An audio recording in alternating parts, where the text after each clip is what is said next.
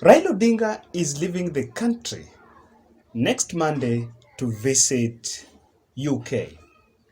This is coming few days after William Ruto jetting back in Kenya from the US and the UK tours. So what is inside Raila Odinga's tour to UK? But of also to interest is that in February, Raila Odinga was away for 10 days. Then in March, he is going to be again away for 5 days. But of course, we want to look at, just try to look at inside politics around this and some of the few expectations that we can see immediately he actually leaves the campaign trail for the UK tour. Now, before we dive deep into this, if you're watching this video and you have not yet subscribed, I'm kindly requesting you take a second and subscribe. And also want to say thank you to over now 9,000 subscribers in this channel. I am so happy for you guys because I realize that now the rate of people subscribing have increased. Actually, last month it was 30. Today, I think this month we are almost at 45% of subscription rate. Thank you. Ladies and gentlemen, Raila is going to UK. And in part of the plan, because that information has just been leaked by the Star, in part of his plan, he's going to meet government officials, diaspora, and also he's going to meet business, international community, business people who have business interests in the international community. So I want us to look at it holistically. What will be the essence of that meeting? Remember, this meeting will come immediately after he will be launched as the flag bearer on Saturday, if that is going to happen. But I'm of the opinion that I think he might leave, then come back is when that will be done. But according to the article, I'm actually feeling like after he was launched, because John Mbadi was asked about that tour and he said that Raila Odinga might just take the rest away after he is unveiled as the presidential candidate. But I think there are few people that had internally had an idea what exactly was going on. But the international tours by Raila Odinga, I think the international tours by Raila Odinga has injected a very positive energy in his campaigns. The last time when he went to India, he came back and he found a good support from the Indian PM, Prime Minister, who spoke about creating a kitty, a fund, to support the social protection fund, the 6,000 that Raila talks about, if people who follow campaigns will always realize. So, and again, this tour is going to expose his international clout compared to that of William Ruto. We saw when William Ruto was in both US and UK, he did not receive state protocol. And again, people have also questioned the people he met. But then, if Raila is going to do that tour, I want to believe that for one, Kenyans are going to give it a sharp focus to compare it with the William Ruto tour. So we're going to ask some very pertinent questions on also, we're also going to look at pertinent issues on how it's going to be received, the embassy, how it's going to be treatment, and this so on and so forth. So this tour is critically important because Deputy President's tour in US and UK was actually underscored on the grounds that it was a private, personal affair. But then, what about Raila Odinga? It is coming at a time where he is in good dalliance with the government of the day, and he also has the international network. I also want to mention that also in this meeting, he's also going there in his capacity as AU Special Envoy. I believe that that position of AU Special Envoy has really supported Raila because he has found an opportunity to meet the who's and who's in the world. And so that is just close observation on that tour. Also, you remember, if you realize that Raila Odinga joined the Sky Team.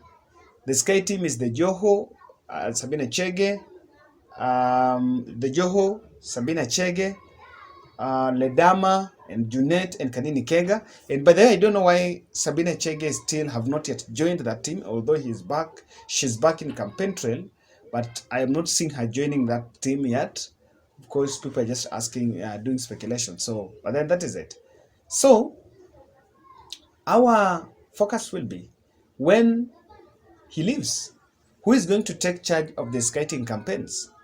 Because we've also seen that on the other end of Kenya Kwanza, when William Ruto left the country, it exposed some underlying issues within the coalition, and there was a storm in that paradise.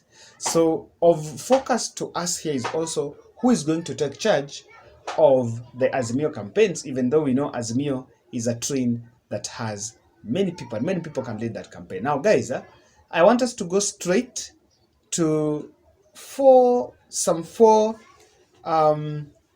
objectives of Raila Odinga's tour in UK. One, I think he's going to source for campaign funding, because part of his meeting is with the business community. And last week, he actually met the British ambassador here in Kenya. That meeting, I think if you check his Facebook page somewhere, you will find that meeting somewhere. So I want to believe that the meeting with the business community, apart from just promising them that the election is going to provide a conducive environment for the business, it's also a bit of a mutual agreement between him and this community. And these are the fellas that normally fund the campaigns, especially in the middle world countries. I don't want to say third world. Let me say second world countries.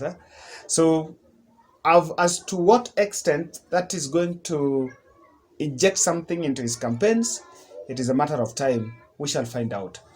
Secondly, Raila is going to meet the Secretariat of Commonwealth on 15th and 16th. Now, this meeting is very crucial for Raila Odinga, and I want to tell you why. Deputy President also met this team, and in part of his meeting in this team, he's actually telling the Commonwealth that the Kenyan polls are prone to manipulation. The government of the day hatched the handshake to fix out and coerce Kenyans to vote for Raila Odinga, which according to him was a government project. I know that does not tell on abroad, but he has really poked holes on the Kenyan electoral process. Now, that is why I think Raila have been forced to urgently go and also address this team. And I know that this team invited him to try to counter what William Ruto is saying, or also get his position on the Kenyan electoral system. And I just want to tie this holistically, that Raila's UK tour is going to instill confidence in the IBC and the electoral process. And I can tell you that when William Ruto was talking about election malpractices, maybe rigging claims, I don't think even the international world was looking at him. The world was looking at Raila Odinga, because Raila Odinga has been the victim of all this. William Ruto have never been a victim of election malpractice, election rigging, except in 2007. But he's been part of the rigging claim 2013 and 2017. So Raila going there, I think, is going to instill the confidence in the international community, because things are dented. The president is not the right person here now to go and start saying that we have put up every structures for the elections to be free and fair, because for him, he's also a co-accused. But because Raila Odinga is one of the contenders in the elections, he stands a good chance to give reliable point on election preparedness. I think Raila is going to campaign in UK for the diaspora. It's going to be diaspora campaigns. Diaspora campaigns, remember there is this other Germany, UK, Canada, apart from the Rwanda, Uganda, and Burundis of East Africa. There's some countries in UK in Europe, amongst them is UK, that are going to vote. And of course, they also make a very big constituent of the Kenyan voters. Bernard Adewa is in UK. So bro, we hope that you'll be giving us updates on this. And this will be very interesting, because this is already showing, when William Ruto went abroad, and also did these campaigns showed him a formidable candidate, someone who is really pushing to the far end for the August poll. So I think even Raila Odinga pulling this is going to add, and he has been doing this. Actually, I think in diaspora, Raila had been getting more votes compared to William Ruto, and that is why, not even William Ruto, because he has never gone against William Ruto, compared to Uhuru Kenyatta, whom he faced in 2013 and 2017. So he's also going to try to maybe talk to this group and see if they can come in, they can support him again. Lastly, this is just a meeting also to paint, to try to this meeting also is for damage control, because what the meetings that William Ruto have been having abroad have really been punching more into the government. So if you see him going out there, Raila Odinga is going to talk more positive of the government. And I think there was also the questions of whether he was in opposition or he was in government. These are things that I think he's going to clarify. More importantly, he's going to clarify. But then the negative punches that have been painted on Uhuru's government is also affecting even the international relations of the country. And I feel like Uhuru is also behind this visit, so that because Raila has a very good international credential, has a very big network internationally, and I think he's going to seek that support so that he can also show a positive image of the Kenyan government. Now, in his capacity as AU envoy, more specifically, you never know, Raila might come back with something to boost his manifesto. When he went to India, he came back and there was a kit that the Indian PM set aside that was going to support, I think, the 6,000 pledge, if I'm not wrong.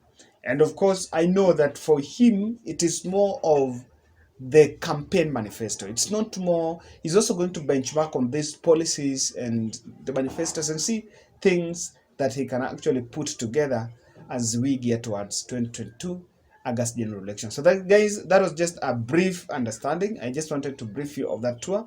And also, what do you think now that it's coming after Deputy President William Ruto's tour there? Let's meet in our next videos.